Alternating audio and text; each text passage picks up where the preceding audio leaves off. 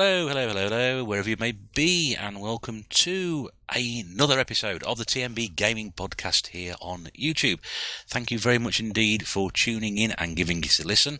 If you are back here, once again, thank you very much for being a loyal listener. We do appreciate it. It keeps us going.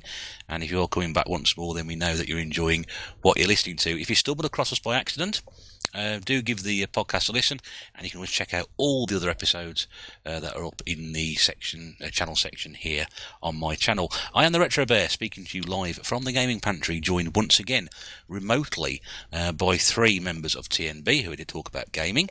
We are at episode 8, which, if I just bring you a comparison, that's with the Carry On films, we're up to Carry On Jack. And yes, no one's heard of that one either. Not one of the more memorable ones, and let's hope this podcast is more memorable than that turns out to be. So let's go through the list of people who are with us tonight, or this afternoon, or in the morning, or wherever this may be when you are listening to it. Let me first of all bring in Rob, Gurnaldino Plays. Hi, Rob. Hello, Mr. B. How are you? I'm good, thanks. Are you aware there's 8 Saw films? We're level with them. I don't watch those. I was trying to find something. I was trying to find some comparison beforehand, and I stumbled on Carry On films. I thought it might be a decent one. 7 Saw films and Jigsaw. There's 8. Is there really? Yeah. They're all the same sort of thing, though, aren't they? Wait, get out of it. But yes, hello. Might haven't said that Carry On films are all the same sort of things, anyway. So that's it. Also with us tonight is Sean from Retro Games Revived. Hello, Sean. Hello, mate. How are we doing? I'm not so bad, mate. How's things with you? Yeah, brilliant, mate. Hey, we're doing well with this, aren't we? We are. Not. It's not bad. Already? Yeah, everyone's contributing and giving it a go and popping up when they can, and to devote time to do something like this, it's a it's a bit of chunk out of the week, but we've got to find the time to do it. And nice having board again, mate. And I think before spoiling it, a bit of a subject close to your heart this evening, isn't it? Yeah, it certainly is, mate. Yeah. Lovely, yes. lovely. And I must be honest with you, I think it's a subject which a lot of people get into, which we will get into shortly after we've spoken to the final member tonight. It's the lovely Nath Retro 1. Hello, mate. Good evening, guys. How are you? Yes, I'm very well, thank you. I was just thinking, how many series have got out to 8 films? Just piqued my interest. Harry Potter as well. Star Trek. That's it. Well, if you count the original Star Trek films and then the Next Generation films after that. What if you count the good ones? Probably one of them. There's only one good Star Trek film, Star Trek 2, The Wrath of Khan. You do realise we're all going to go away after this looking for how many films there were 9 of for next episode. I'll be struggling on that one. You said there was 8 Harry Potters? Yeah. Jeez. Really? One was in 2 parts, wasn't it? That doesn't count, does it? I mean, it doesn't count. It lists it as 8. 8 films. They can list just because they cut it in half. Yeah. I mean, you could say The Hobbit was like 3 books or 3 films, but it's 1 book. Yeah. Yeah, that's true. Yeah. We're going off a tangent already. Hello, everyone. I hope you're all doing well. Thank you for coming back. Yes. Let's talk about some games. Welcome to Film Chat, where we won't be discussing Spice World, the movie. Yet. We were really not. Yeah. I thought I'd get that in early this week. The Spice World mentioned, yes. Yeah, I did go to the cinema and see that. Oh dear. Stop. Quick, ask them what they're playing. Yeah, anyway, Rob, we always start this podcast off with less talk about films and more talk about games. We tend to go around the table, or the virtual table as it is in this case, because we can't afford a table, and ask people what they've been playing. So, Rob, I know you have been playing quite a bit this week, so if you'd like to kick us off. You want the list? Well, we'll get the 2 that I finished out of the way first. I mentioned that I've been playing, what was it called again? Max Curse of the Brotherhood. I finished and completed that. Not quite got all the game score out of it, so I still need to return to it. I have now finished all of the Dead Spaces and finished Dead Space 3, which unfortunately was a little bit of a letdown compared to the other 2, but then again, the other 2 were phenomenal. Just a slow start, and it just went on for too long, really. And as a series, the 3 of them, a good series of games that you played? Yeah, the 3rd one's still worth playing, but I think it kind of just needs to lose the Dead Space name so that you don't think of it as one, because the other 2 are just that good. But yeah, no, it's still a good game, but the other 2 are just phenomenal. They were just they flew by. They were so much fun. And beyond that, it's just the list of usual Xbox indie games. I played a game, well, I call it Sinker, but there's no E in it. It's spelled Sinkr, and that's a puzzle game where you have to pull sort of little pucks into holes with hooks, but things change as you get further along. Like, it's not just a case of pulling them at the right time in the right order. You then have the ability to flip them around, little portholes open and things like that. And I decided not to use a guide. I got to level 40-something or 50-something, which took me about 2 to 3 hours.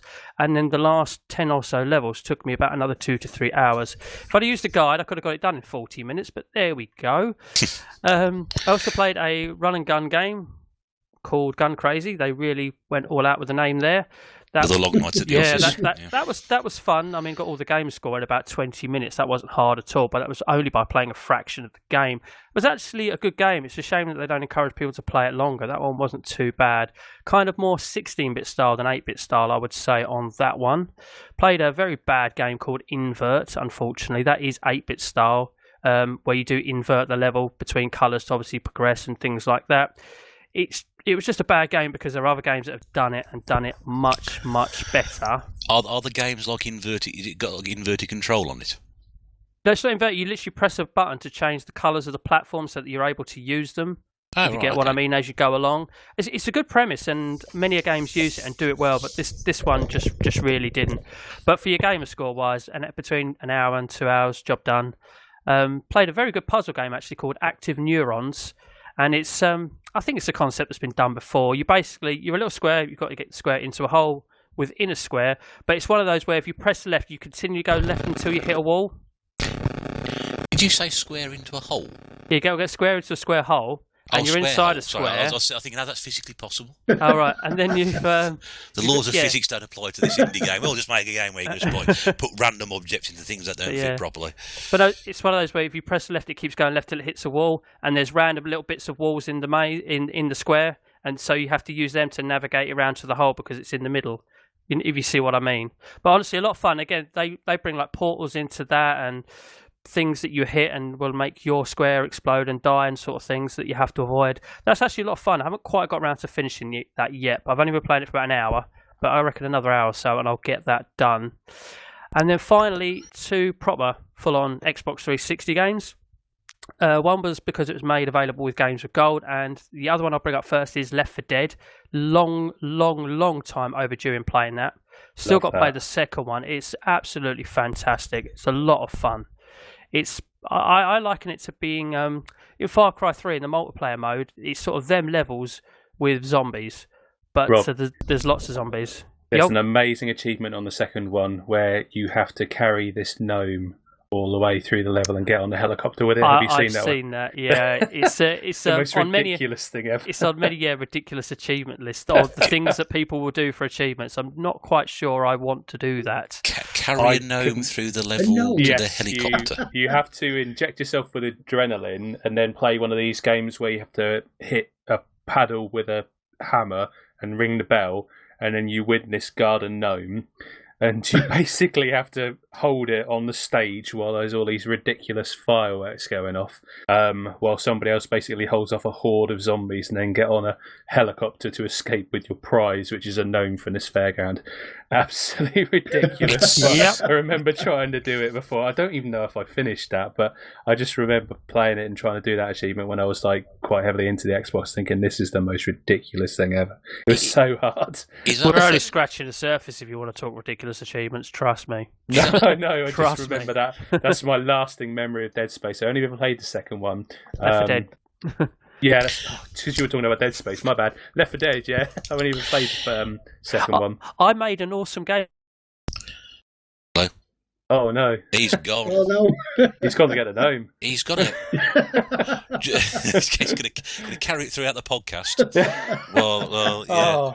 Oh, I'm still here. Hey. Yeah, just on that, is that the first game or the second game in that series? What, Left 4 Dead 2? Yeah, so I heard him mention Left 4 Dead, and I wasn't quite sure whether he mentioned the first one or the second one. I think he said he was playing the first one because he had just started playing the second one. I don't remember. Sorry. Yeah. Obviously, we're all paying attention to what he's saying. Sorry, Rob. When he hears this back, he's going to be crying after this. I was just listening to Left 4 Dead thinking, oh, what a classic game that is. That is absolutely amazing. Because I'm just thinking, I've got Left 4 Dead 2. but evidently I haven't played it yet because it's one of those scary horror games I don't like. Oh, it's not scary. But Isn't it? I had it and sold it. I mean, the only scary thing is the witch people who are these women that go around looking like they're crying, and they get near them and they go, rah, and just try and rip your face off. They're a bit scary. That sounds scary to me. Lovely. That's a little bit scary. But I'm already scared. I'm saying, got the game. I could not play Dead Space. That would scare the pants off me. Yeah. Well, for those people who are obviously wondering what's happened, Rob has apparently lost power. He's been having a few issues this week with his supply at home, and we were due to record this on Wednesday, and what happened was we were all set to go, and he disappeared. However, I think he's returned. Are you there? Yes. It's the same problem as before. I'm just fed up of losing power and internet over the last couple of days. It's starting to wire me up a little bit now, but there we go. Yeah, well, I was just in the midst of explaining to our loyal listeners that the reason you just dropped out there is because you're having a few issues with the power supply coming in at the moment. And so no, that was internet this time. Oh, internet this time. Yeah, yesterday was great. If it's having not power one, it's the for other. nearly half the day. Yeah. Oh dear me. Welcome to my world of pain. But really, I was actually going off to get a gnome. You know. I told you. Yeah, I said that as soon as he left. I'm like, he's gone to get that gnome, hasn't he? But I did have one more game to bring up, which was the Games of Gold offering that I've been playing. It's called Toy Box Turbo, so it was nice and free for the second half of last month, or this month as we're recording. And it is basically very much a Micro Machines clone with Mario Kart elements. It's literally racing like you're in Micro Machines. It's that exact setup. It's that exact sort of courses, kitchens and pool tables and things like that. Actually, a really fun game. As I say, I played it for 8 hours solid one night and got the full 1000G out of it. That's such a cool game, Micro Machines. There's such good memories of them. But yeah, no, this is literally a carbon copy of it, but they've just added the Mario Kart elements in some levels. I mean, not every level's a race. You get time trials. You get the horrible level, which annoyed me a lot, where you're basically having to drive distance before water catches you up behind. It's like you're running away from a flood. And yes, that was fun. And then, you've got your standard head-to-head, which are basically like Micro Machines as well. But you pick up little power-ups in some of the levels, and you've got like a little mallet, which if you drive close enough to someone, you can hit them with it and smash them up, and drop mines behind you as well. But yeah, a lot of fun. But yeah, it's totally a Micro Machines rip-off. Oh, but it was free with Games with Gold, so I can't moan, and it got 1000G out of it too. Because gamer score for me. It's what you do, yeah. Can't turn it down. One of your big things, isn't it? Yeah. I mean, I wasn't very keen on Micro Machines anyway, but that sounds quite fun, actually. Yeah. I'm on 485,000 now, so I'm doing all right. But you don't like Micro Machines, but you want to play a game that's exactly like Micro Machines. Sorry, Russ. Well, that just cements it, doesn't it? Really? There we go. I think Dave's about to lose connection, isn't he? I think I am, to be honest with you, after that. I was going to say what I've been playing this week. I don't think there's much point now, is it? Really? So this week I have been playing, and I realised this last night when we were talking about it before we had problems, we couldn't get recording, that all the games I've been playing this week are actually sequels. I didn't realise that, but they were. I've been playing PlayStation 1 this week again. Yeah. So our first game we played this week was Destruction Derby 2, or Destruction Derby 2, depending on which side of the country you come from, which I disliked immensely. Oh, come on, man. I don't know. I played the sort of the stock car racing circuit stuff first, and I just didn't like the mechanics on that at all. I thought it was all over the place, to be honest with you. I just couldn't get to grips with it. I had a bit more fun with the Destruction Arena. I think my tactic was basically, rather than do what everybody else does and head down to the bottom, I just like reverse the car and let everybody else go down there and smash them to pieces. Take a hard left straight away. Take a hard left, yeah. Because you get no points. I don't. In the first one, certainly, you get no points for driving straight into the middle. So you may as well not take the damage and veer straight off to the left or to the right, and then let everyone do that, and then start driving around and try and spin people around and get the points. Right. I was just driving into everything after that, and ended up, the best thing I've managed was like 14th. So I might as well not bothered really. But I remember playing the first one in memory again. But my mate had it when he first had the PlayStation 1, and I wasn't really keen on that either. But I didn't really like this one. Then I played Crash Bandicoot 2. Which I think Sean donated to me last year. Yeah. And Great I game. was playing the Switch version over Christmas, and I was getting very annoyed where during Crash Bandicoot 2, where it sort of switches to a side level. Yeah. Oh yeah. I get very annoyed with the jumps on that, and I was getting more and more annoyed with the jumps on the PlayStation 1. So much so that I was flicking between analog control and the D-pad control for various parts of the game. Yeah. Apparently, that's got really, really shocking kind of edges. So you'd fall off an edge even though you think you've landed it. It's just really bad. And the thing is, with platform games, I do like platform games as a genre, but certain cases like this, you just feel yourself get more and more wound up because you've got to make an accurate jump. And then, you want to keep jumping across something. Or the bit I found most difficult was when you jump on that little craft and you have to negotiate the mines. It's not particularly difficult, but I felt I had to switch back to using one, rather than use one control method, I had to go back and use the other one, which is much easier to do because I have no sense of direction. So, it was fun. But I basically the first five levels anyway, and I've left it at that for the time being. So, but it was a good one. I still think Crash Bandicoot 1's the best of them all, to be honest. The only one I don't have. How bad is that? I had it when I had the first one when it came out initially. I loved it. Yeah. And I had the second one for a bit. I never played the third one, but so that's on the Insane trilogy. And I think I went straight from 2 to Crash Team Racing, which was brilliant. I love that. I tried to convince a mate of mine it was a better game than Mario Kart, and shouldn't have needed much work. It shouldn't have been as difficult a job as it was, but it was. But I don't think I convinced him it was better. But we played it the one time. I said, it's a better game than Mario Kart. It's a much better game, and he was like, But people thought quite fondly of that game, and I know there was a new version came out last year which I didn't play. I didn't even play that one at all. No, I've not played it. No. Played what? Sorry, what? The Insane trilogy? No, Crash Team Racing. The update. I've got that as well. Yeah, any good? It is. Oh yeah, it's literally exactly what it is. It's just an updated version. I mean, I didn't explore any new modes. I literally just went into what I know, and it's very true to the original. Yeah, it's good. Played it once and I lost, I think. So. Oh, right, that was it. Probably exactly like the original. No, I was around a friend's house actually. Mrs. like, "Do you want to play Crash?" I'm like, "Yeah, I'll give it a go," and she beat me. So. Oh dear. Never been back since. I'm never going there ever again. No, you can go on. Then I ended up playing. I got places to go. Well, couple that with the places you're banned from. Yeah, exactly. Places you refuse to go, places you're banned from. Lockdown is just like my daily life, really. Yeah.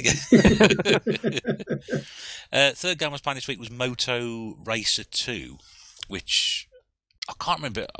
I know somebody said they had that when they were a kid. I've never played it before. And it's like a motorbike racing type thing. Dirt bike, innit? Well, you can have dirt bikes and like things like super bikes with different sort of modes on it. I was only ended up playing the super bike mode, and it was the most uncontrollable thing I've ever heard in my entire life. But I hate games where if you're in like a race situation, you're bouncing off the walls or the side of things. If I go off the road, I want to crash and die in a fiery flame of death. But I don't want to bounce off something with like a bump, when quite clearly I'm hitting a concrete wall. People don't bounce off concrete walls unless they're made of rubber.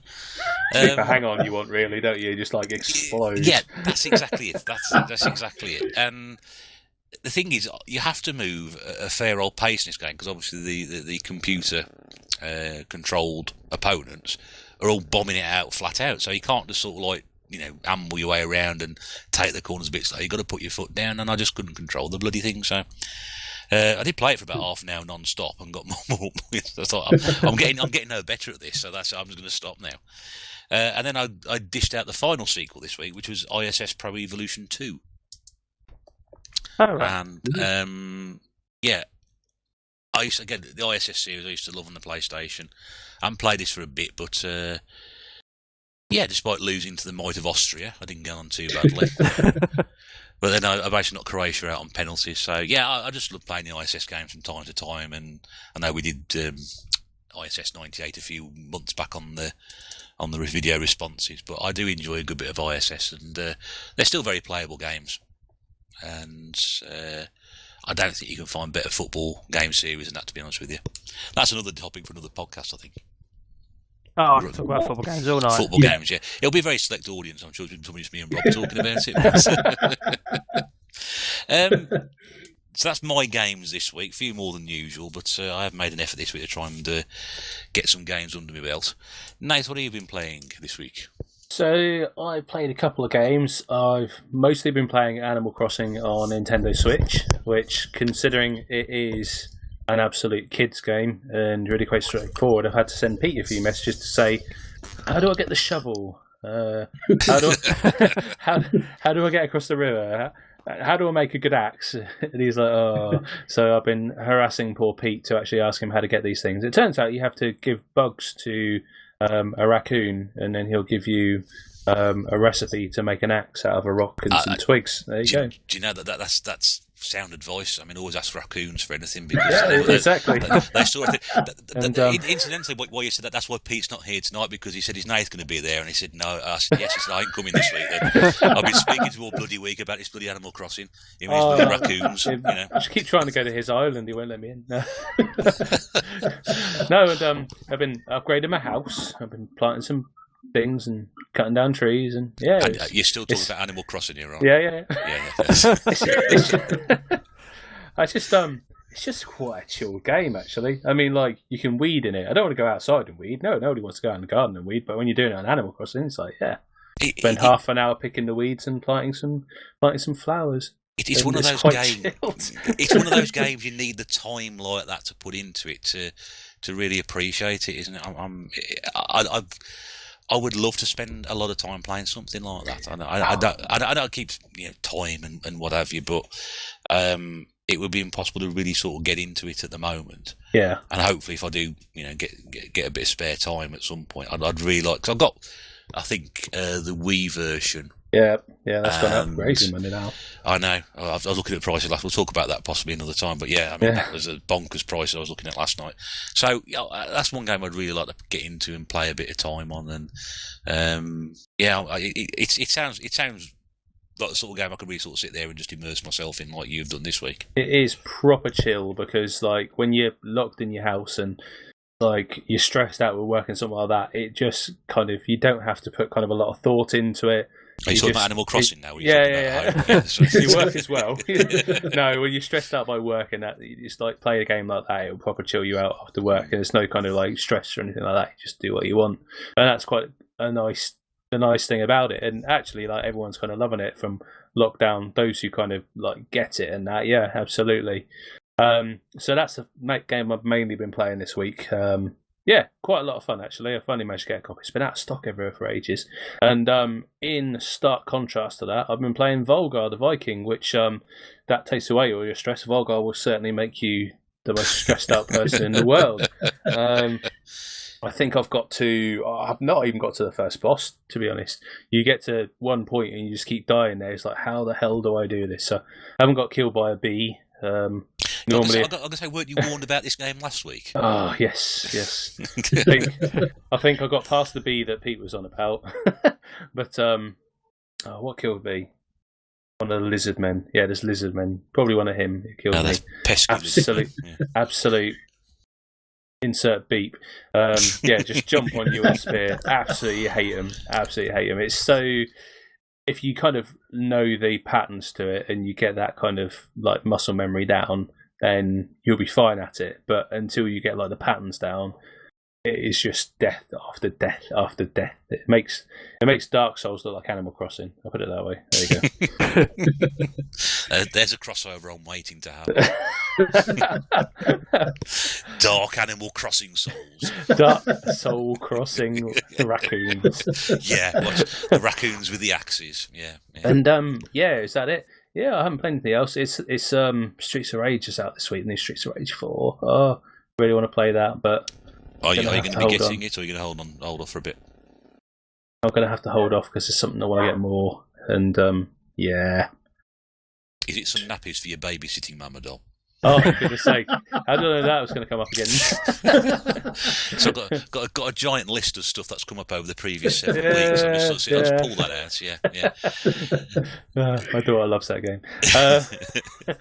No, it's not. It's not for that. No, it's I wanted to get a new system that's new system for my collection, and I'm kind of watching one and hoping I can get it at a decent price. If that falls through, I might just put the money into some Saturn games. We'll just have to see. Well, you'll have to let us know how you get on with that. Yeah, and maybe. We'll keep that one for a few. You can always tell us about it whether you did or you didn't. Because if you didn't, then we'll know what it is. And if you did, then we will know what it is. Moving swiftly on. Yeah, I know. It works for everybody, that one. Yeah. Sean, yes. Last but not least, what have you been playing this week? Very little, to be honest. I'm glad you left me last. To be I ain't got much to tell you. The only really thing of note is it was. I think it was recommended by Pete already, and they mentioned that there were a couple of free downloads on PlayStation Store. One of them was Uncharted 1, 2, and 3. I've downloaded them, but I haven't had a chance to play them yet. The other game, it was called Journey. And it's rubbish, in all honesty, and I didn't play it for very long. 5 minutes, give it maybe. A chance. Don't stop believing. Have you played it, Rob? Oh, that just went over your head, didn't it? Oh, mate, no. I tell you. I thought you were referencing S Club 7 then. I thought that for a minute, so I'm like, are we trying to fit S Club songs into a podcast? Well, we fit everything else in. I mean, that's, so everyone who don't stop believing. Yeah. But yeah, you control this weird little character. You start off in this desert, and there's a few like little ruins to go to, and I just couldn't work it out. I had no idea what was going on, what you were supposed to do, and I just kept coming to these ruins that offered nothing else. And I'm like, that's it. I mean, again, for me, it has to really pull you in straight away, and grab your attention straight away. And that really didn't, I'm afraid to say. Perhaps, further into the game, it might offer more, but it just looks so bland as well. And I know it's probably only like an indie game, but I'm afraid for me, it didn't do a whole for me. And well, I haven't played it yet, but Big Game Al has asked me to join this online soccer manager. I believe he's asked quite a few, hasn't he? So I might. He's even asked me indirectly. Yeah. Has he? Yeah. Yeah, he asked me, but then told me all the crap teams were left. So I was like, sell it, Al. Yeah. Do you want to join this football league? We've got a lot of crap teams left. Well, I might give that a go. I used to love soccer management games. But I haven't played one for ages, so I'm going to give that a bash and see what that's like. So if I'm on next week's podcast, I might be able to tell you a bit more about it. Yeah, that would be good, because I'd like to know what I'm probably be missing out on, because I don't think I'll have the time to play it, to be honest with you. But no. That's a shame, really. But yeah. You mentioned something really interesting. I just want to, before I forget it, and it sort of goes into the ether of time and we never mention it again. And I think it's probably quite relevant for Rob and Nath if they want to sort of jump on this as well. You mentioned sort of like you played that Journey game for a bit of time and you couldn't get into it. How long, do people generally give a game time before they sort of think, you know what, can't be bothered with this anymore? Well, if I were a developer, I would. The beginning of the game would it'd be all guns blazing kind of thing. It'd grab you straight in. I know sometimes people prefer to be gradually taught how to play the game, but this one just seemed so dead at the very beginning, and that's probably why I didn't give it that long. I reckon.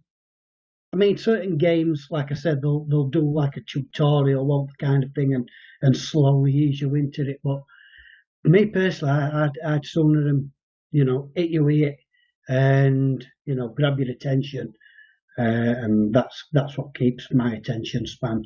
What keeps me entertained. So, yeah. What do you think, Rob? Actually, question on that one. Actually, what do you think? In some cases, it does need to happen, obviously, to build a story. But it's just like, this is going back to Dead Space 3, because the first half an hour I really wanted to think, oh, for God's sake, hurry up and do something. This is boring. But after that first half an hour went past, it was, because I think it took me about 13 hours to do. The next, 8 were brilliant. Honestly, I was so gripped and got into it. And then it just dragged on and became the same. But, yeah, I needed to get past that first half an hour to experience 8 hours of really good gameplay. So, I guess it needed to tell the story, so you had to listen to the story. So, if it depends whether if you're a pick up and play kind of person, then you're not going to want to sit through that half an hour. I must admit, I was getting bored. I don't mind a little bit of story, but half an hour was a lot. Because I'm very arcadey person, so I do like to pick up and play and get straight into the action a lot. But I don't mind waiting, but not that long. I agree with you. I think I'm the same as you guys, to be honest, because I don't have these days. I don't have the same level of time I had when I was younger to kind of sit and go, oh, that's a nice story. Oh, I wonder if they fall in love. Oh, I don't like him very much. I just haven't got time for that. But to having some kind of the training missions they used to put at the start of games were really boring. But if they can somehow incorporate it with the story, then it's brilliant. I think the one that I remember the most when you were saying like that, getting into with kind of a training thing, was BioShock. That had kind of a training as you went along, and it was like, would you kindly pick up the wrench and you can do this and that. And it kind of drip fed you into the story. It kind of had that massive opening with kind of rapture and everything below seas, and it just kind of has a bit of a wow factor just to kind of pique your interest, and then kind of drip feed you stuff, and it's like, right, now you know everything, you're on your own. That I found really good. Also, what does me is games with too long cutscenes as well. I'm there to play a game. I don't mind you telling me the story for a couple of minutes here, there and there, but when you throw a 10-minute cutscene at me or something like that, or 5 minutes to be a bit more realistic, I'm like, oh, come on, chop. And when they don't give you the skip function as well, that makes me rage. That really does. God. Never play Xenoblade Chronicles 2 then, because I swear there was a half an hour cutscene in that. I was like, oh my God, this is we're gonna go out, and I was like, I'm just waiting for the cutscene to finish. And I'm like, will it ever finish? I'm like, I don't think so. That's horrendous. So yeah, I played a couple of weeks ago. We're talking about cutscenes and introductions. Space Invaders Invasion Day. Oh yeah. Now that's got a fantastic start to the game. The great story build up. It's a bit far-fetched, and then you end up playing the game. It's a complete joke, and you think, what a waste of a fantastic introduction. You think, great, and that's sort of the reverse. You think, oh great, I watched this is brilliant, I really want to get started on this now, and then this is a bit dull. In fact, no, it's not. It's a bit dull, it's a bit crap, and then it goes back on the shelf, we never play it again. I see, like an introduction, an introduction scene. I mean, take for instance, like Last of Us. That is probably one of the best introductions I've ever seen on the video game, and that is an example. It drew me straight in. I'm absolutely rubbish at the game, but I enjoyed it, and I enjoyed watching other people play it. To be honest, I haven't actually completed it. I've just seen somebody complete it, but that just shows you, how good the game is really, that I am prepared to watch somebody else play it. But yeah, I mean, this journey didn't really have any intro. Like I said, probably being a bit cruel really, because I think it's an indie type game. It's an indie built game, which they probably has, a low budget really to work with. But it was just so dead at the beginning, and that's what I mean. But yeah, I think for most games, a good introduction at least captures your attention straight away. Absolutely, yeah. You need something like that to sort of build you up. And even if it's like a load of rubbish afterwards, then you think, they have made the effort to try and keep people interested, but they basically sort of glossed over the fact that underneath the rather glossy exterior and the wonderful introduction, you've got a bit of a dog. You know what I mean? It's silly way to sort of describe it, really. I'm going to start barking in a minute. Toby. Yeah, so that was a really good point you brought up there, Sean. And I'm glad we sort of capitalised that, because that's something that could easily sort of pass by. So, but anyway, we wanted to get onto the subject of the week, because we always try and have a main subject. After we spend half an hour taking the mick out of each other about what we've been playing and all sorts, we try and get down to a subject which we agree before and have a bit of a chat about, which we hope you will find interesting and something that will also spark a conversation amongst yourself. By all means, we'd love to hear from you, your opinions on our subject this evening, and don't forget to leave a comment in the box below. Also, as well, mentioned last week, we are hoping to have a special episode of episode 10, where we're going to take some of the questions that have been left for us over the first sort of 9 episodes. Is anything you want to sort of have us discuss, by all means, leave us a question there, and we'll try and squeeze that in a special episode, hopefully in a couple of weeks' time. But tonight, we wanted to talk about something which people can be very, very passionate about. We know how the game plays.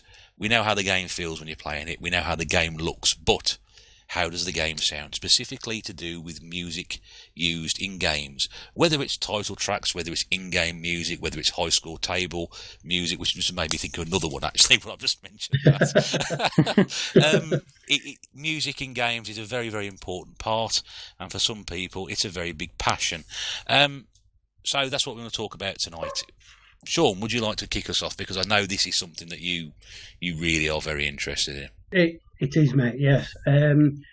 Even from the days of the Spectrum, I've always loved music in video games.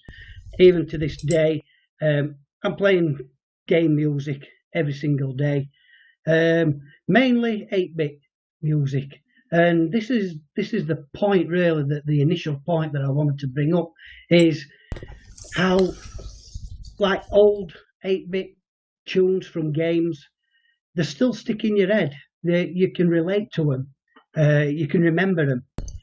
But over years and up to today, I think we've lost that.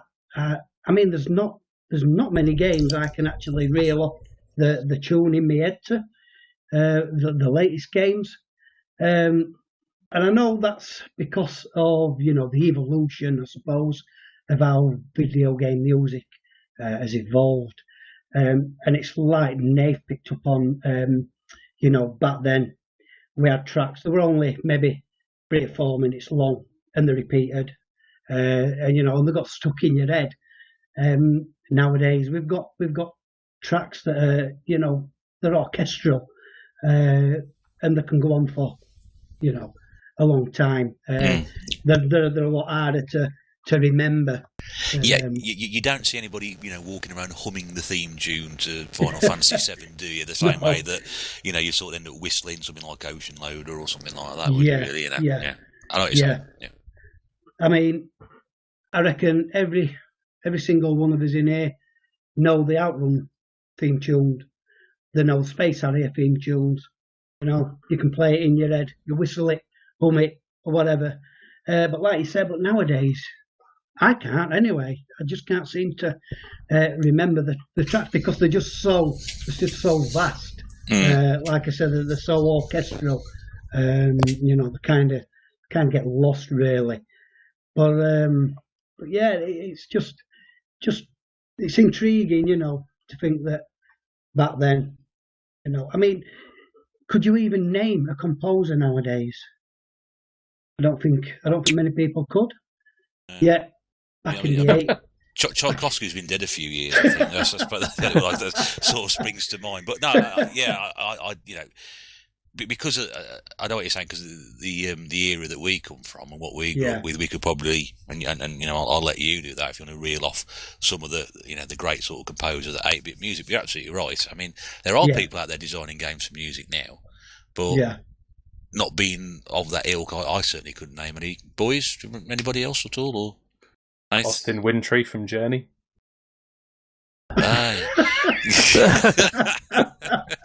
There you go, Sean. You weren't paying enough attention, were you? If you are listening, Austin, Sean does profusely apologise for the fact that your music for that game did not inspire him to play it any further than he had to. But yeah, I mean, surely you've heard of Rob Hubbard. Yeah, Rob? yeah. Yeah. Who's that? Sorry, Robert Wood. Rob Hubbard. Rob Hubbard. Yeah. I have actually. I have heard of him. Yeah. His mother used to live in a cupboard. Yeah. I think I've seen around here. I mean, he's regarded as probably the godfather of 8-bit music, 8-bit video game music, along with Martin Galway, Jonathan Dunn, Ben Dalglish. Ben Dalglish passed away, I think, 2 years ago. That's right. Yeah. Yeah. David Whittaker's another one. David Whittaker, yeah. There's also Fred and Matt Gray, both brothers. They were both musicians for 8-bit systems. But yeah, I mean, they were clever. They were clever. You've got to think that, nowadays, I would imagine there's teams of musicians creating the music for these games. Back then, there were one person per game. Although sometimes they did collaborate, and I know Rob Hubbard and Ben Dalglish collaborated on Our Feeders Aim Monty, and they created that tune together. I mean, that's like a dream team, isn't it, put together for that sort of thing? Yeah, it is. Have I played that? Actually. I don't know. Have you played it? No, I said I'd never played it. Oh, you never played it? Heard Oh, right. it. Yeah, sorry, I didn't catch the beginning of that. Yeah. Oh, right. Have you ever played any of Monty games, Nate? No, I don't think I have actually. No? But I know what you mean about the older games. Yeah. Yeah, I mean, it's a really good game. It's hard. It's hard as hell. Oh, as most 2D platformers were back then. I mean, Monty on the Run's probably got the most famous high school music in history. It's got a great starting tune, but that high score. And the thing was, when I first played that, and I'm again being absolutely honest, I didn't play that game until 2009. Because how old? Yeah, just 30 years later, 20 years later, something like that. Pass everybody by. But I knew the music, and I don't know where I heard it from. But as soon as that high score table came, I thought, I know this tune. Yeah, and I'm not sure where it's come from. I've heard it somewhere else before, and I just sort of sat there and listened to it, and about sort of 5-10 minutes later, I thought, that's a really beautifully composed piece of music. And at a time where that sort of technology was, I'd say, it was reasonable because you had synthesized music and stuff like that. So, but to come out of a computer, to have music coming out of a computer like that, and of course now it's all you can record an orchestra doing it. It's completely different. But these guys, say absolute geniuses what they came up with. And again, I think you talk about Rob Hubbard. He did a game, music in a game, The Last V8. I don't know if you've heard that one. Yeah, I have heard that one. Yeah, that is a notoriously cruddy old game. But they said the only reason to get hold of that game is to listen to his music in it. Now, I've never played that one, but that's what their reputation is. The music is so good that even the game's rubbish, just have the game just for the music. Exactly. Yeah. Did you know? Sorry to interrupt you, Sean. I was going to say, did you know that they actually have like a website which is dedicated to remixing some of these C64 soundtracks? On Retro Gamer magazine, they actually did like a CD on 2 issues actually, where they've actually remixed some of these old C64 soundtrack songs. And the Last V8 was on one of there, and I hadn't actually heard it before that. But the remix is absolutely freaking fantastic. I'll see if I can remember where I found it, because that was just amazing. But it's on Retro Gamer magazine. It's so good. It's called remix64.com. Oh, okay. Yeah. There you go. But the do is right. There's musicians, composers who will remix the old games, and surely that's testament to the longevity of these pieces of music. They're still remixing them to this day. And it's brilliant. I think it's great, me. And like you said, many a time I'd load a game up, Ross, just for the music. Yeah, loader, as you mentioned earlier, the ocean loaders. Yeah, we were discussing this last night, weren't we? you know, that's the same story there. You know, I used to have a friend with a Commodore 64, and I deliberately used to go around to his house to play games and make him load Ocean games so we could listen to the Ocean loader. I wasn't really bothered about playing the game afterwards. It was just a great piece of music, and it still is now. It's I prefer the versions 4 and 5 by Jonathan Dunn rather than the earlier ones. I just think they're a bit more, they resonate more with me than the other ones. What's the other one I was going to say as well? Just thought of Commando. You talk about remixes as well. I had a brilliant remix of the Commando Commodore 64 music as well. Yeah, it is an absolute belting tune. If you listen to the original music that was played on the Commando arcade machine, and then you listen to what Rob Hubbard came up with for the Commodore 64 version of Commando, it's two completely different tunes. Yeah, and in all fairness, that conversion on the 64 of Commando is rubbish. It really is. It's I don't know. It's. I would load that game just to listen to the music rather than play it. I'll play it afterwards and think, well, this is a bit uninspiring. It's a glitchy, horrible mess that when you get too much going on the screen, it really does sort of slow down. Yeah, it does slow down. And that sort of spoils it, but the music is brilliant on it. Yeah. Two more tracks, two more games actually, where the music is better than the games.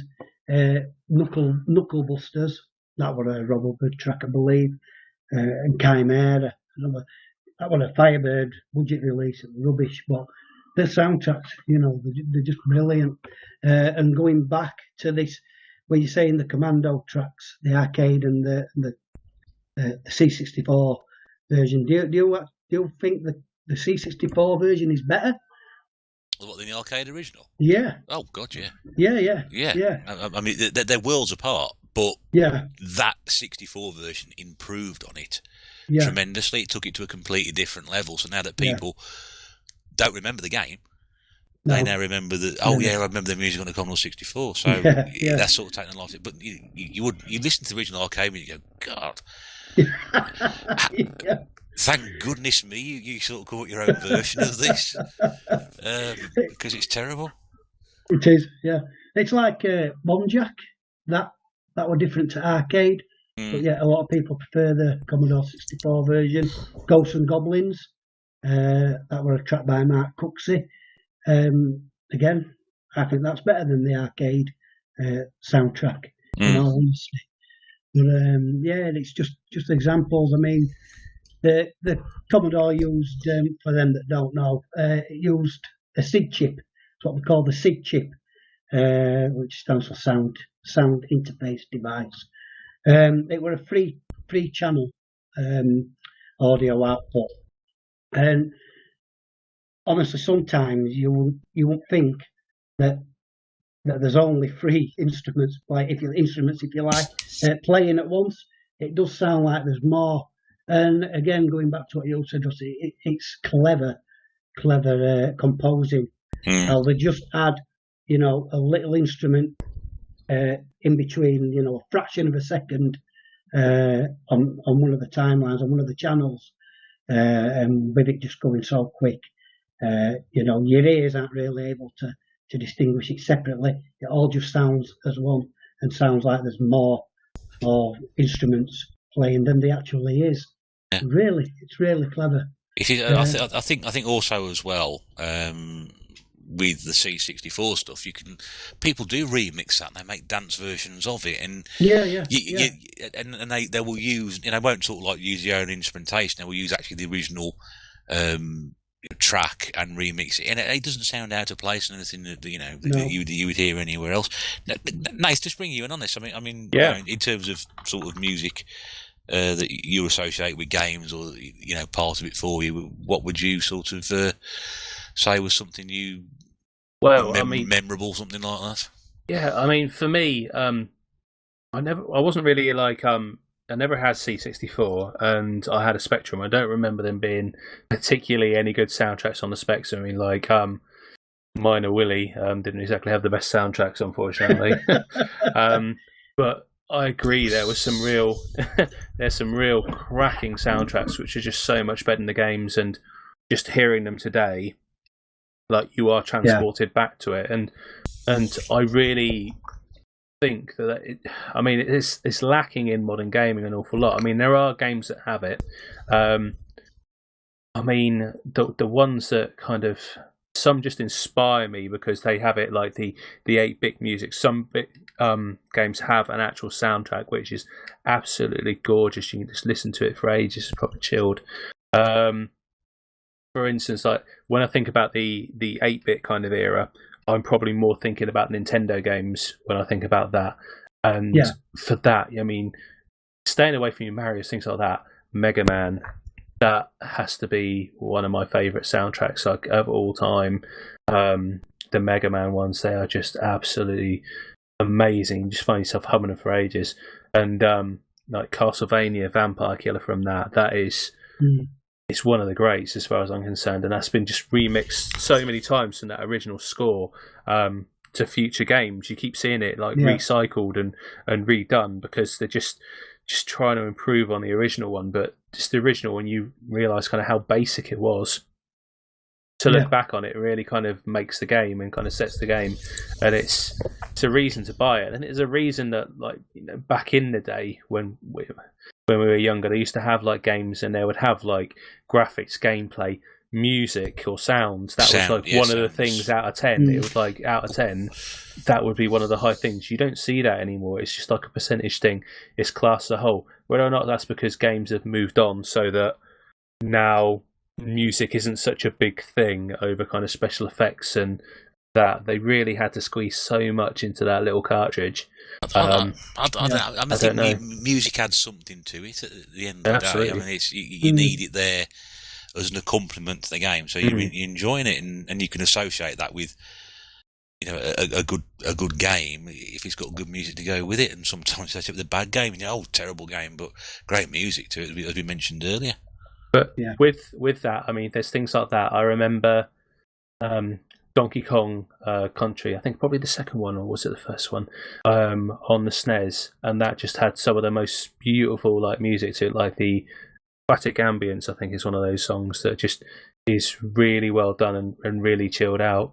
And I remember seeing somebody like putting in an article, I think it was on a YouTube video, like, I used to like listen to this and it'll send me to sleep, and it's like, just leave the game on pause and go to sleep. I'm like, that is extreme, but it's like, that just is how, you know, that's music's affected people, things like that. And they've redone it in like Tropical Freeze. They've redid it all with like bands and things like that to bring it up to date, so you can kind of relive it. I'm just waiting for you to bring up the Donkey Kong rap. Yeah, no. But I think for a game that I remember as well, for didn't have kind of that 8-bit music, had beautiful music, and it's just kind of like forgotten about.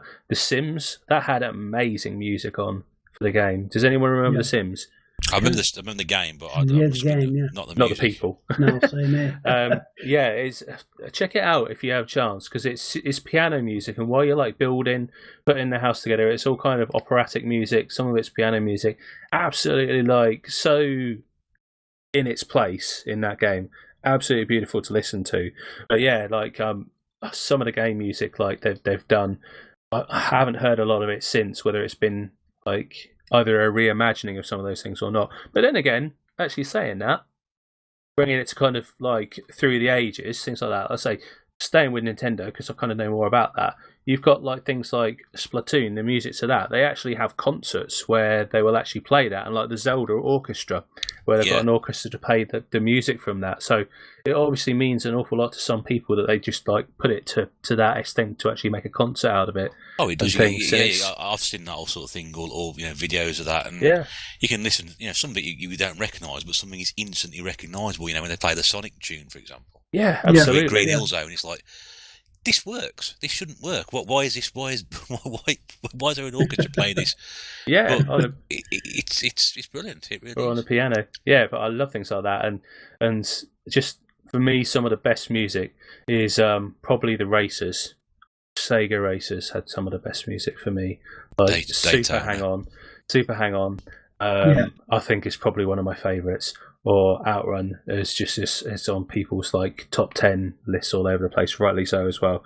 Just gorgeous music and across all the systems, absolutely amazing. Really love that. That's what I mean. Touring cars in the arcade. I never played Toca Touring Cars. Toca Touring Cars has got fantastic music. It's like electro pop, but it's absolutely brilliant. It's really catchy.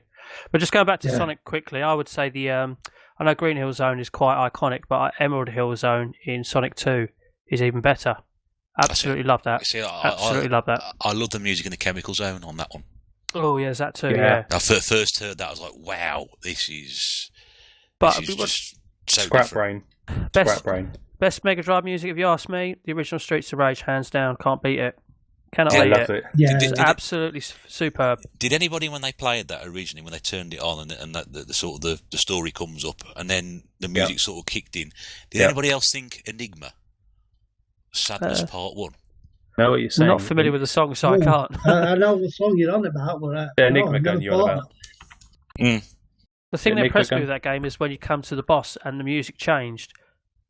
You know what I mean? It gave you that little sort of tone that something was happening, sort of thing. Things were going to get harder.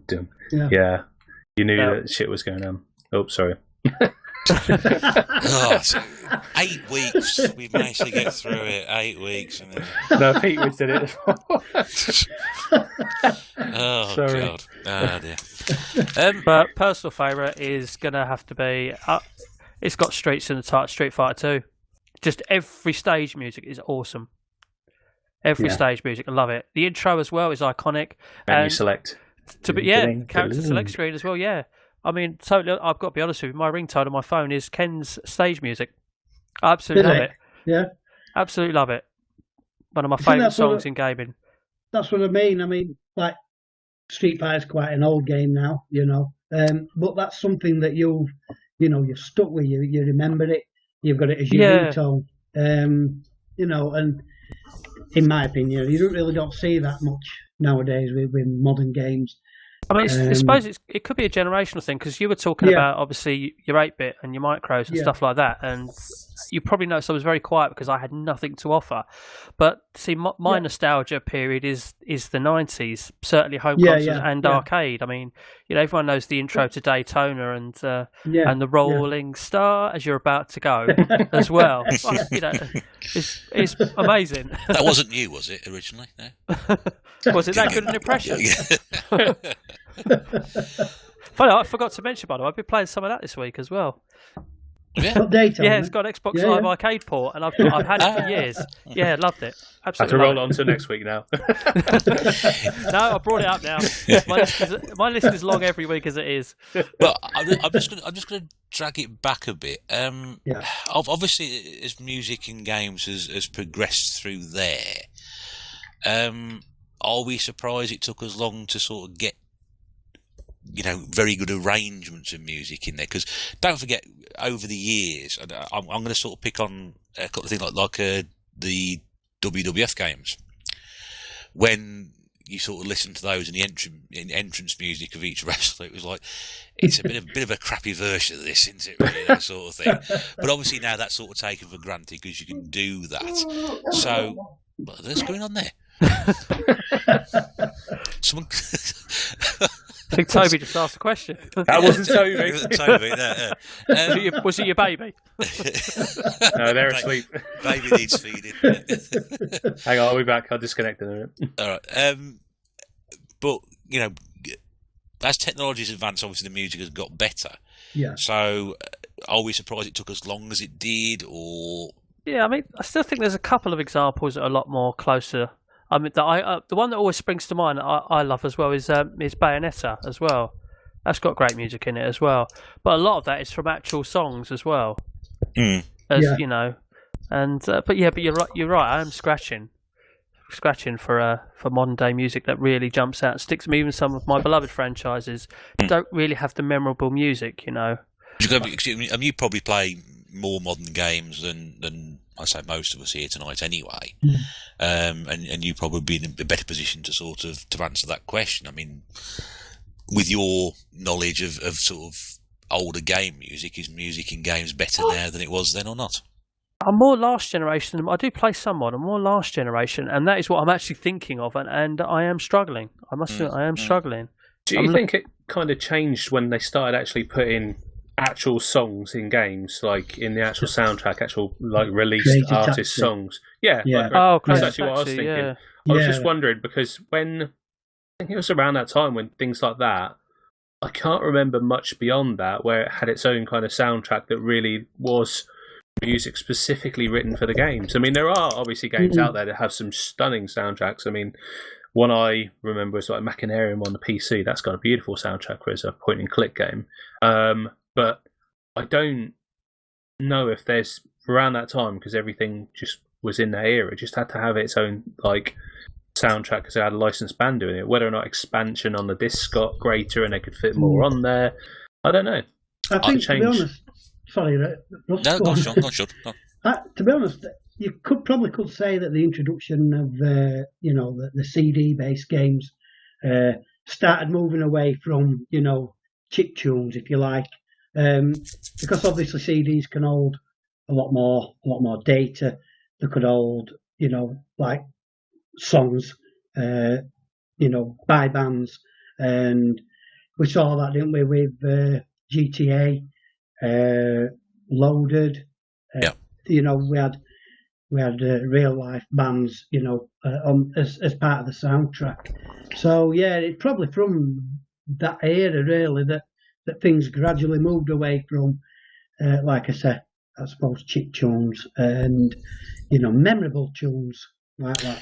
Would we say that the introduction of sort of like the Just Dance and Guitar Hero games, where when Guitar Hero first started, a lot of that music, in fact, pretty much maybe the first one, was actually all completely not the original band's original music.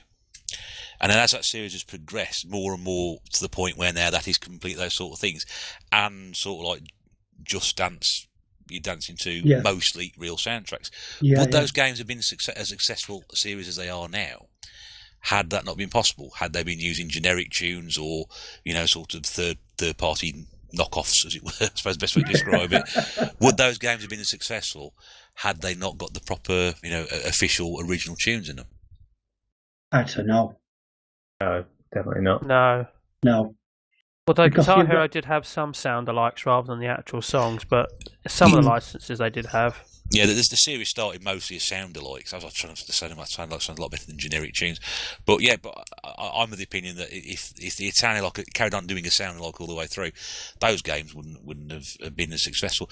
And yeah, I think that's where we are with games. Game music now. It's such a big part of the game. It's like when you used to walk past the arcade when you were a kid. I know we've all experienced playing arcade games. What would drag you in if you walked past an arcade? First thing you got to look at it. You'd hear something, and the one that immediately springs to mind for me is the Teenage Mutant Ninja Turtles. Okay, because that was always used to be right out, right by the door. And the first thing you'd hear is to start that theme tune, and you walk past it, and then you go in there. And there's a great big sort of 4-player cabinet. Yeah, and that's what drew you in. Yeah. Didn't they both have, obviously they had their proper intros like from the TV show, but their stage music is actually created for it, I believe. Mm-hmm. And I mean, if you hear that first stage music for the Turtles game, although it's probably not from any TV or film to do with the Turtles, it sounds very Turtles-like as well. Yeah. And it is, again, it's great music as well. All I heard when I played that arcade game was, "Duh, who turned out the lights?" You didn't lose any energy for falling down the sewer holes, though. No, but it's bloody annoying, I tell you. It was just there for, I say comedic purposes, but obviously it was much more frustrating for yourself. Yeah, it's part of the game for me, that was, yeah. I was expecting some sort of secret level unlocked. But, yeah, go on, sorry, Sean. For me, I always remember the first time I came across Space Area, and it wasn't so much the music, but it was the sound effects, that always resonated. I missed that, Sean. I'm not doing it again. But the noise of it, and it's only walking. If you go to somewhere like Blackpool, I haven't been for a few years. Or the last time I went to Blackpool, you walk in there, the noise of it, the whole arcade sort of thing, and we're talking about things that are game music. Yeah. what about the look of these arcade cabinets when you walked in there as well? I mean, the way they were designed, some of them. Oh, yeah. You think about it. This can bring us on to Rob's. This is my topic now, now, yeah. I mean, cabs. I mean, the arcade cabs. To look at them, they were just they drew you in as well. I mean, the big afterburner cabinet. Space Harrier as well, obviously. Space Harrier, just brought up. Basically, all the Sega Super Scalers, weren't they? I mean, just everything that you could interact with, like the ones with bikes that you tilted, Super Hang-On. Obviously, later in the day, you had Manx TT Superbike, which is a fantastic game. All the cars you could sit in as well. I remember the first time I walked into an arcade, obviously it was a very big one, and it had an 8-player Daytona USA. I was just like, this is the best thing ever. You could have 8 people racing at once. Crazy. I don't even know 8 people. Absolutely mental. That would be the ultimate call, then, wouldn't it? An 8-player Daytona and just one person sat there playing on their own. He should always win. There's no guarantee, was it? No. Done by the computer. But I know what you mean, though. Yeah. In Blackpool, they had a set up for Ridge Racer, and they had the full-size car that just sat in the full-size car, big massive screens in front of you. It was crazy. It was good, Unfortunately, the car didn't move. It was just a static car, but it's. I get what you mean there, like on hydraulics. I thought you meant of course it didn't move. It's a game. Just drive out the arcade. It'll be a normal car. I can think of a fine example now how the arcade adds to the experience here, because I played in an arcade. Obviously, this was early 2000s, I believe. Ferrari F355 Challenge. Now, I remember playing in an arcade with, obviously, in a full-size sit-down car thing with 3 screens, and thinking it was great and all that. Really enjoyed it. Absolutely loved it. Recently, about a month ago, I bought it on the Dreamcast, and I sat there looking forward to playing it, and I thought, well, this is quite slow. And it's Ferrari. Honestly, it's unbelievable how slow that game is, bearing in mind you're driving Ferraris. And I'm just like, this isn't the same. And for me, that that just proves that specific game was always about the arcade experience. I mean, can anyone remember the shooting game? I've just remembered these. The shooting games where you used to sit inside a little hub. You know what I mean? A little vehicle with a roof on, like House of the Dead had one. But then there was that Jurassic Park shooting game where you'd sit inside this thing. You pull the curtain shut and everything. They were... I nearly swore then. They were flipping amazing, you know what I mean? I got you, buddy. The Lost World, wasn't it, I think? Yes, that's it, the Lost World. I remember when that dropped in the arcades and I first saw it, I was just like, this is awesome. And I hadn't even started playing it yet. You could watch people through the back window as well, because they had that sort of, black sort of see-through sort of window at the back. Yeah. So it didn't also let light in for the people that were playing it. Brilliant. I mean, I was actually in an arcade on the East Coast. I don't think it was Yarmouth, but it was that area anyway, about 18 months ago. And I went into an arcade, so I got one on there. I thought, I'll have a quick look in and see what was in there. What was the first game I saw in there? The Lost World. Oh, really? Oh, great. Yeah. And it's a bit of a running joke between me and a mate of mine, because whenever we went into an arcade, we'd always play on 2 games, House of the Dead and The Lost World. I just got me thinking about shooters again, because obviously you've got Time Crisis with the pedal. Yes. It was the first game I'd ever seen the pedal with. And then you had the 2-player one with your own screens and things like that. I could 1cc that Time Crisis 2 for a period of time, nearly every time. I probably can't do it anymore, but I played it so much. Did you remember, or did you play House of the Dead 3 in the arcade? No, but I played it on the Xbox. That had you both had shotguns, and it had actual pump-action shotguns. That was mental. I think it convinced my mate to go out and buy light guns and the game, which is never going to be as good. I'm glad you said that. I thought you were going to say you just wanted to go out and rob banks. Like Bonanza Brothers. This is dead easy, yeah. There's so many memories about the arcade. That is an episode, I think, gentlemen, in itself. I've got one more, because this is right up your street there. This is right up your street. In fact, I've just said that, and I thought of two actually. Did you know there was? I'll get onto the one I thought of originally in a sec. Was it tNb a game? Actually, no. There was actually a interactive horse riding game. We could get on the horse, and you actually had to sort of ride the saddle and pull the handles up and down. There is actually a game like that. You're talking Final Furlong, aren't you? Eh? Final Furlong. I think that might be its name. I can't remember. Yeah. I'm thinking of all of them now. They're all coming to mind. Prop Cycle as well. Yeah. You know, we got on the bike. Game. Yeah. Prop Cycle. It was bloody hard work, that though. Oh, but anyway, it was a really good game. You had to pop balloons, didn't you? Yeah. It was brilliant. The game I was originally thinking of, by the way, was the full-size Sega Bass Fishing. With the rod and the line. Do you know, I never saw that in the arcade. When you caught the fish, it would actually pull the line to the side of, on the screen that it was going, and the tension would get stronger and release as well, and you'd have to actually reel it in. Do you know, the only fishing game that was ever any good. Sorry, Bear. It was probably £1 a game, which is why I never had a go on it. But it was probably when it first hit the arcades. I mean, Final Furlong, I did play it once. I remember it was part of an all-day. Too much hard work. Bender, part of an all-day bender at Blackpool. It had to be. Finished it in one credit. Yeah, and it was like I thought I was going to have a heart attack when I finished playing it. I really did. I mean, I'm not plugging my upcoming video, which is coming up to you on YouTube on Friday, which is going to be before this goes out. But I've done a video about my 10 favourite arcade games, and there is a story about Final Furlong in that. Oh, so you can get the full story in that video. So if you haven't watched it and you're listening to this, why haven't you watched it? Because the thought of listening to a story about Bear riding a horse in an arcade is hilarious. Sorry, dude. Picture it now. No, it was.